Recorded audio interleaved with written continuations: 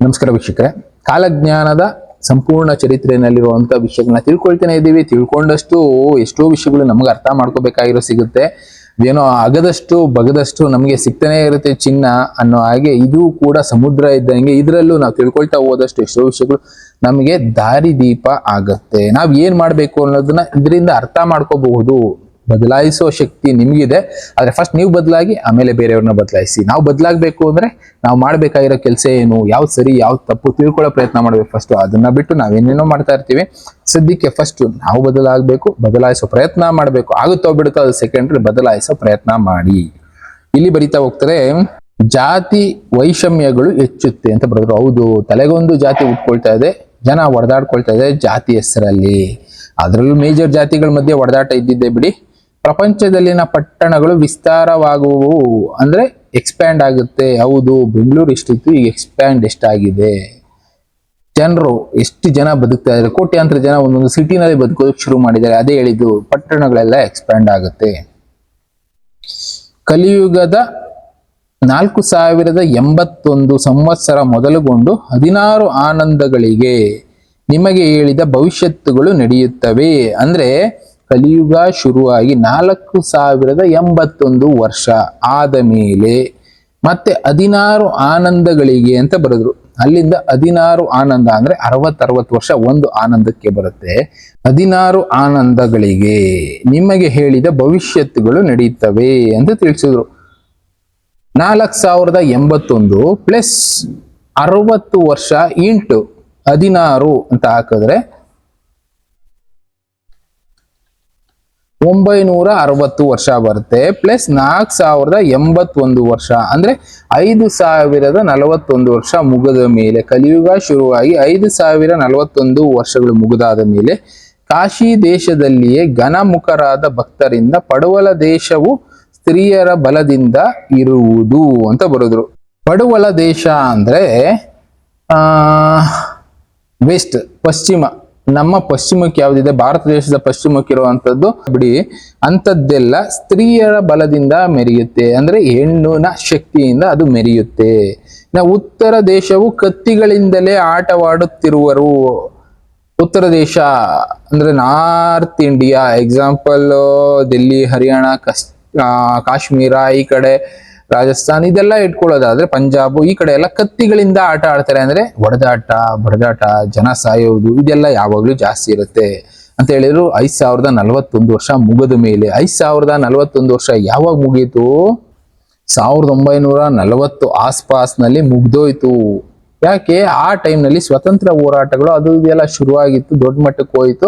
ಅಂದ್ರೆ ಬ್ರಿಟಿಷ್ ಅವರು ನಮ್ಮ ದೇಶ ಬಿಟ್ಟು ಹೋಗುವಂತ ಕಾಲ ಬಂದಿತ್ತು. ಅದಾದ ಮೇಲೆ ಇದೆಲ್ಲ ಜಾಸ್ತಿ ಆಗ್ತಾ ಹೋಯ್ತು. ಯಾಕೆ, ನಮಗ್ ಸ್ವಾತಂತ್ರ್ಯ ಬಂತು, ಅದರಿಂದ ಇದು ಜಾಸ್ತಿ ಆಯ್ತು. ಇನ್ನು ದಕ್ಷಿಣ ದೇಶವು ಅದಲು ಬದಲಾಗಿ ತಿಕ್ಕಾಡುವುದರಿಂದ ಒಡೆದಾಡಿಕೊಂಡು ಸಾಯುವರು. ವಿಪ್ರರು ವಿದ್ಯೆಗಳನ್ನು ಒದೆದೆ ಚಾಂಡಲರಾಗಿ ಹೋಗುವರು. ಉತ್ತಮ ಜನರು ಆತ್ಮಹತ್ಯೆಗಳನ್ನು ಮಾಡಿಕೊಳ್ಳುವರು. ಒಳ್ಳೆಯವರು ಆತ್ಮಹತ್ಯೆ ಮಾಡಿಕೊಳ್ಳೋದಕ್ಕೆ ಶುರು ಮಾಡಿದ್ರು. ಪ್ರಯಾಗ ತೀರದಲ್ಲಿ ಭಕ್ತರು ನಿಲ್ಲುವರು. ಸ್ಮಶಾನ ಭೂಮಿಯಲ್ಲಿ ಭಕ್ತರು ಜನಿಸುವರು. ಹಳ್ಳಿಗಳು ಪಟ್ಟಣವಾಗುವವು. ತಾಯಿ ತಂದೆಯರು ಧರ್ಮಾದಿಗಳನ್ನು ತಪ್ಪಿ ಸ್ತ್ರೀಯರನ್ನು ಮಾರಿಕೊಳ್ಳುವರು. ಇಲ್ಲಿ ತಂದೆ ತಾಯಿಂದ್ರು ಧರ್ಮ ಅದನ್ನೆಲ್ಲ ಮರೆತು ಸ್ತ್ರೀಯರನ್ನ ಮಾರ್ಕೊಳ್ಳೋದಕ್ಕೆ ಶುರು ಮಾಡ್ತಾರೆ.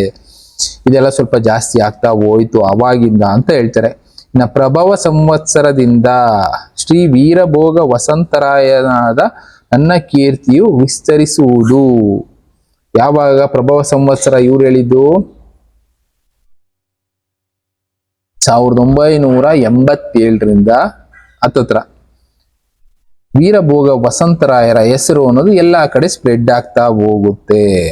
ಆ ಸಮಯಕ್ಕೆ ರಾಜರೆಲ್ಲರೂ ಪ್ರಾಣಗಳನ್ನ ಕಳೆದುಕೊಳ್ಳುತ್ತಾರೆ. ಪತಿಯನ್ನು ಅವಮಾನಗೊಳಿಸುವ ಸತಿಯು ಲೆಕ್ಕಕ್ಕೆ ಮಿಗಿಲಾಗಿರುವವರು ಅಂತ ಹೇಳ್ತಾರೆ. ಅಂದ್ರೆ ಜಾಸ್ತಿ ಜನ ಪತಿಗೆ ಅವಮಾನ ಮಾಡೋರು ಜಾಸ್ತಿ ಆಗ್ತಾ ಹೋಗ್ತಾರೆ.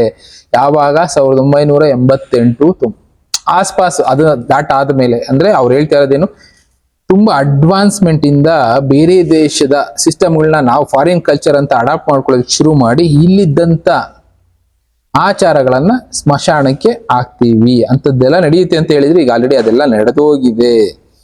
ಇನ್ನ ಮುಂದಕ್ಕೆ ಬರಿತಾ ಹೋಗ್ತಾರೆ. ದೇವ ಪಿತೃ ಕ್ರಿಯೆಗಳು ನಡೆಯದೆ ವೇದೋರ್ಥ ಉಪದೇಶಗಳನ್ನು ಅಡಗಿಸುವರು. ಅಂದ್ರೆ ವೇದಗಳ ಉಪದೇಶಗಳು ಇದನ್ನೆಲ್ಲ ಅಡಗಿಸ್ತಾರೆ. ಮೋಹದ ಮಮತೆ ಹೆಚ್ಚುತ್ತೆ. ಲೋಕ ಎಲ್ಲ ಜನ ಭೂಯಿಷ್ಠವಾಗುವುದು. ಲೋಕವೆಲ್ಲವೂ ಜನ ಭೂಯಿಷ್ಠವಾಗುವುದು. ಕೃತಿ ಧರ್ಮಗಳನ್ನು ಶೂದ್ರರು ಹೇಳಲು ವಿಪ್ರರು ಕೇಳುತ್ತಾ ನಿಂದಿತರಾಗಿ ನಡೆಯುವರು. ದೈವ ಸ್ಥಳಗಳು, ವಿಪ್ರರ ಮನೆಗಳು, ಆಶ್ರಮ, ಭೂಮಿ ಎಲ್ಲವೂ ಕೆಟ್ಟು ಹೋಗುವು. ದೇವಾಲಯದಲ್ಲಿ ನೀಚ ಜಾತಿಯವರು ಸೇರಿ ಪೂಜಿಸುವರು. ರಾಜ್ಯ ನಮತೆಯೇ ಧರ್ಮ ಎಂಬ ನೀತಿಗಳಿಗೆ, ಪ್ರಜಾನಮತೆಯೇ ಮತೇ ರಾಜ ಎಂಬ ನ್ಯಾಯದಂತೆ ರಾಜರು ಪ್ರಜೆಗಳಿಗೆ ಭಯಪಡುವರು. ಇಲ್ಲಿ ಒಂದು ಮಾತು ಹೇಳಿದ್ರು, ಕೀಳು ಜಾತಿ ಮೇಲ್ ಜಾತಿ ಅನ್ನೋದು ಆಗಿನ ಕಾಲದಿಂದ ಮಾಡ್ಕೊಂಡ್ಬಿಟ್ಟು ಇದಾರೆ ಬಿಡಿ. ಇಲ್ಲಿ ಏನಾಯ್ತು ಅಂದ್ರೆ ಯಾಕೆ ಇಲ್ಲಿ ಜಾತಿ ಪದ್ಧತಿಗಳನ್ನ ಕೆಲವಷ್ಟನ್ನ ತಂದ್ರು ಅನ್ನೋದನ್ನ ಮಾತಾಡ್ಬೇಕಾಗತ್ತೆ. ಅದರಲ್ಲಿ ಶ್ರೇಷ್ಠ ಜಾತಿ ನೀಚ ಜಾತಿ ಅಂತ ಮಾಡ್ಕೊಂಡ್ರು. ಯಾಕೆ ಮಾಡ್ಕೊಂಡ್ರು? ಕೆಲವಷ್ಟನ್ನ ಶ್ರೇಷ್ಠ ಜಾತಿಯವರೇ ಮಾಡಬೇಕು ಅಂತ ಹೇಳಿದ್ರು. ಕಾರಣಗಳಿಲ್ಲದೆ ಯಾವುದೂ ಕೂಡ ಮಾಡೋದಿಲ್ಲ. ಸೈಂಟಿಫಿಕಲಿ ಹೇಳೋದಾದ್ರೆ ಒಂದು ಕಲ್ಲಿಗೆ ಒಂದು ಶಕ್ತಿನ ತುಂಬೋದು. ಅಂದ್ರೆ ಒಂದು ಕಲ್ಲಿಗೆ ಶಕ್ತಿ, ವಿಗ್ರಹ ಮಾಡೋ ಶಕ್ತಿ ಒಬ್ಬ ವ್ಯಕ್ತಿಗೆ ಇರುತ್ತೆ. ಯಾವಾಗ ಅದಕ್ಕೆ ಆ ಶಕ್ತಿನ ತುಂಬಿದಾಗ ಆ ಶಕ್ತಿ 4 ಜನಕ್ಕೆ ಅನುಕೂಲ ಆಗುವಂತ ಕೆಲಸ ಮಾಡುತ್ತೆ. ಅದನ್ನ ಶ್ರೇಷ್ಠ ಜಾತಿಯವರೇ ಮಾಡಬೇಕು ಅಂತ ಏನಿರ್ಲಿಲ್ಲ, ಮಾಡಿದ್ರು. ಯಾಕೆ ಅಂದ್ರೆ ನಾರ್ಮಲ್ ಆಗಿ ಮಾಂಸಾಹಾರ ಮಾಡೋರಿಗೆ, ಮಾಂಸಾಹಾರ ತಿನ್ನುವವ್ರಿಗೆ ಕೆಲವಷ್ಟು ಹಾರ್ಮೋನಲ್ ಇಂಬ್ಯಾಲೆನ್ಸ್ ಆಗುತ್ತೆ. ಸೈಂಟಿಫಿಕಲಿ ಇದು ಇಂಬ್ಯಾಲೆನ್ಸ್ ಆಗೋದ್ರಿಂದ ಅವರು ಬಳಸುವಂತ ಉಚ್ಚಾರಣೆಯಲ್ಲಿ, ಅಂದ್ರೆ ಈಗ ನಾನಾಗ್ಬೋದು, ಬಳಸುವಂತ ಉಚ್ಚಾರಣೆಯಲ್ಲಿ ಏನಿರುತ್ತೆ, ಮಂತ್ರಗಳ ಸ್ಪಷ್ಟತೆ ಅನ್ನೋದು ಮಿಸ್ ಆಗೋ ಚಾನ್ಸಸ್ ಇರುತ್ತೆ. ಯಾರೋ 100ರಲ್ಲಿ ಒಬ್ರು ಪರ್ಫೆಕ್ಟ್ ಆಗಿರ್ಬೋದು, ಆದ್ರೆ ಈ ನಾನ್ ವೆಜಿಟೇರಿಯನ್ಸ್ಗೆ ಉಚ್ಚಾರಣೆ ಅಷ್ಟು ಎಕ್ಸಾಕ್ಟ್ ಆಗಿ ಸಿಗೋದಿಲ್ಲ. ಯಾರು ಮಂತ್ರಗಳನ್ನ ಪರ್ಫೆಕ್ಟ್ ಆಗಿ ಉಚ್ಚಾರಣೆ ಮಾಡ್ತಾರೋ ಅವರನ್ನ ಶ್ರೇಷ್ಠ ಜಾತಿ ಅಂತ ಕರೆಯೋದು. ಯಾಕೆ? ಒಂದು ಕಲ್ಲಿಗೆ ಶಿಲೆಯಾಗಿ ರೂಪ ಕೊಡೋ ಶಕ್ತಿ, ಅದಕ್ಕೆ ದೈವಿಕ ಶಕ್ತಿ ತುಂಬೋ ಶಕ್ತಿ ಅವ್ರಿಗಿತ್ತು. ನಾವು ಕೂಡ ಅಂತ ಶ್ರೇಷ್ಠ ಜಾತಿಗೆ ಹೋಗ್ಬೋದು. ಶ್ರೇಷ್ಠ ಜಾತಿ ಅನ್ನೋದಕ್ಕಿಂತ ಜಾತಿ ಮತ ಎಲ್ಲ ಅವ್ರು ಮಾಡೋ ಕೆಲಸದ ಮೇಲೆ ಉಟ್ಕೊಂಡು ಬಿಡಿ, ನಾವು ಆ ಮಟ್ಟಕ್ಕೆ ಹೋಗ್ಬೋದು. ಅಂದ್ರೆ ಯಾವಾಗ ನಾವು ಈ ನಾನ್ ವೆಜ್ ತಿನ್ನೋದನ್ನ ನಿಲ್ಲಿಸಿ ಅಂತ ಮಂತ್ರ ಉಚ್ಚಾರಣೆಯಲ್ಲಿ ಪರ್ಫೆಕ್ಟ್ ಆಗಿದ್ದಾಗ, ಸಿದ್ಧಿ ಸಾಧನೆಗಳನ್ನ ಮಾಡಿದಾಗ ನಾವು ಅದನ್ನ ಮಾಡ್ಬೋದು. ಬಟ್ ಆದ್ರೆ ಅದಾಗ್ಲಿಲ್ಲ ಅಂದಾಗ ನಾವು ಪೂಜೆ ಮಾಡೋದ್ರಲ್ಲಿ ಅರ್ಥ ಇರಲ್ಲ. ಯಾಕೆ ನಾವು ಪೂಜೆ ಮಾಡೋ ಜಾಗದಲ್ಲಿ ದೇವರುಗಳು ನೆಲೆಸೋದಿಲ್ಲ ಅಂದ್ರೆ, ಮಂತ್ರೋಚ್ಚಾರಣೆಯಲ್ಲಿ ತಪ್ಪಿದ್ರೆ ಆ ಶಿಲೆಗೆ ಶಕ್ತಿ ಅನ್ನೋದೇ ಇರಲ್ಲ. ಶಿಲೆಗೆ ಶಕ್ತಿ ಇಲ್ಲ ಅಂದ್ರೆ ಅಲ್ಲಿ ಹೋಗೋರ್ಗೆ ಒಳ್ಳೇದೇ ಆಗೋದಿಲ್ಲ. ಅಂದ್ರೆ ತಪ್ಪಾಯ್ತಲ್ಲ. ತಪ್ಪು ಮಂತ್ರಗಳನ್ನ ಹೇಳೋರ ಹತ್ರ ಹೋಗ್ಬಿಟ್ಟು ಆ ಶಿಲೆಗೆ ನಾವು ನಮಸ್ಕಾರ ಮಾಡಿದ್ರು ಅಲ್ಲಿ ನೆಗೆಟಿವಿಟಿ ಬರುವಂತ ಚಾನ್ಸಸ್ ಇರುತ್ತೆ. ಇದು ವೇದಗಳಲ್ಲಿ ಕೂಡ ಬರೆದಿದ್ರು. ಯಾವುದೇ ಮಂತ್ರನ ಕರೆಕ್ಟಾಗಿ ಉಚ್ಚಾರಣೆ ಮಾಡಕ್ ಆಗಿಲ್ಲ ಅಂದ್ರೆ ಅಂತ ಮಂತ್ರಗಳಿಂದ ನೆಗೆಟಿವಿಟಿ ಅನ್ನೋದು ಬರಬಹುದು. ಅದಕ್ಕೋಸ್ಕರನೇ ಇಂಥವ್ರು ಇಂಥದ್ದನ್ನ ಮಾಡಿ ಶ್ರೇಷ್ಠ ಜಾತಿ ನೀಚ ಜಾತಿ ಅಂತ ಮಾಡ್ಕೊಂಡಿದ್ದೇ ಇದೇ ಕಾರಣಕ್ಕೆ. ಯಾಕೆ? ನಾನ್ ವೆಜಿಟೇರಿಯನ್ಸ್ ಪ್ರಪಂಚದಲ್ಲಿ ಎಲ್ಲಾ ಕಡೆ ಇದ್ದಾರೆ. ಅವರು ಮಂತ್ರೋಚ್ಚಾರಣೆ ಮಾಡುವಾಗ ಕೆಲವಷ್ಟು ತಪ್ಪಾದ ಮಂತ್ರೋಚ್ಚಾರಣೆಯಿಂದ ಪ್ರಪಂಚಕ್ಕೆ, ಸಮಾಜಕ್ಕೆ ತೊಂದರೆ ಆಗಬಹುದು. ಅವರು ಅದನ್ನ ಬಿಟ್ಟು, ನಾನ್ ವೆಜ್ ತಿನ್ನೋದನ್ನ ಬಿಟ್ಟು ಮಂತ್ರೋಚ್ಚಾರಣೆ ಮಾಡಿದ್ರೆ ತಪ್ಪಿಲ್ಲ. ಅದೇ ಸ್ಪಷ್ಟವಾಗಿ ಉಚ್ಚಾರಣೆ ಅನ್ನೋದು ಬರಬೇಕು. ಆ ರೀತಿ ಮಾಡ್ಕೊಂಡ್ರು ಬಿಡಿ. ಇದನ್ನು ಕೆಲವಷ್ಟು ವಿಷಯಗಳನ್ನ ನಾವು ಡಿಸ್ಕಸ್ ಮಾಡ್ತಾ ಹೋದ್ರೆ ತುಂಬಾ ಆಗುತ್ತೆ. ಆದ್ರೆ ಅಂಥವ್ರು ತಪ್ಪಾಗಿ ಕೆಲವಷ್ಟು ಮಂತ್ರಗಳನ್ನ ಉಚ್ಚಾರಣೆ ಮಾಡೋದ್ರಿಂದ ದೈವಿಕ ಸ್ಥಳಗಳು ಹಾಳಾಗ್ತಾ ಹೋಗುತ್ತೆ. ಪ್ರಜೆಗಳಿಗೆ ರಾಜರು ಭಯ ಪಡುವಂತ ಕಾಲ ಬರುತ್ತೆ ಅಂದ್ರು ಅಂಥದ್ದು ಬಂದೈತೆ. ಅದನ್ನೇ ಹೇಳ್ತಾ ಇರೋದು, ನೀಚ ಜಾತಿಯವರು ಪೂಜೆ ಮಾಡುವರು ಅಂತ ಬರೋದು. ಯಾಕೆಂದ್ರೆ ಅವ್ರು ಪೂಜೆ ಮಾಡೋದ್ರಲ್ಲಿ ಏನು ತಪ್ಪಿಲ್ಲ, ಆದ್ರೆ ಮಂತ್ರೋಚ್ಚಾರಣೆಯಲ್ಲಿ ತಪ್ಪಾಯ್ತು ಅಂದ್ರೆ ಅದು ತಪ್ಪೇ. ಅದರಿಂದ ಕೆಲವಷ್ಟು ನೆಗೆಟಿವಿಟಿ ಅನ್ನೋದು ಕಾಡ್ತಾ ಹೋಗುತ್ತೆ. ಇನ್ನ ಪ್ರಜಾನುಮತೆ ರಾಜ, ಅದ್ರ ಬಗ್ಗೆನೂ ಹೇಳಿದೆ. ಪ್ರಜೆಗಳಿಗೆ ರಾಜರು ಎದುರುತ್ತಾರೆ. ಇನ್ನ ಪಾಷಾಂಡ ದರ್ಶನವು ಬಹಳವಾಗುವುದು. ಕಲಿ ನಿಜ ತಪ ಸ್ವಾದ್ಯಗಳನ್ನು ಬಿಡುವರು. ಶೂದ್ರರು ಪತಿತರಾಗುವರು. ಹುಲಿಗಳು ಮೊದಲುಗೊಂಡು ದುಷ್ಟ ಮೃಗಗಳು ಇಲ್ಲದಂತಾಗಿ ಅಡವಿ ಎಲ್ಲವೂ ಶೂನ್ಯವಾಗಿ, ಭೂಮಿಯು ರಾಜಕತೆಯಾಗಿ, ಧರ್ಮವು ನಿರ್ಮೂಲವಾಗಿ, ದ್ರಾವಿಡ ಬೆಲ ತುರಸ್ಕ ಬರ್ಜರ ಪುಳಿಂದಾದಿ ದೇಶಗಳೆಲ್ಲವೂ ವ್ಯಾಧಿಗ್ರಸ್ತರಾಗಿ ನಶಿಸುವರು. ಅಂದ್ರೆ ಇಲ್ಲಿ ದ್ರಾವಿಡರ ಇದ್ದಂತ ಜಾಗಗಳು, ಇನ್ನ ಧರ್ಮ ಅನ್ನೋದು ಕಂಪ್ಲೀಟ್ ಆಗಿ ನಿರ್ಮೂಲನೆ ಆಗುತ್ತೆ.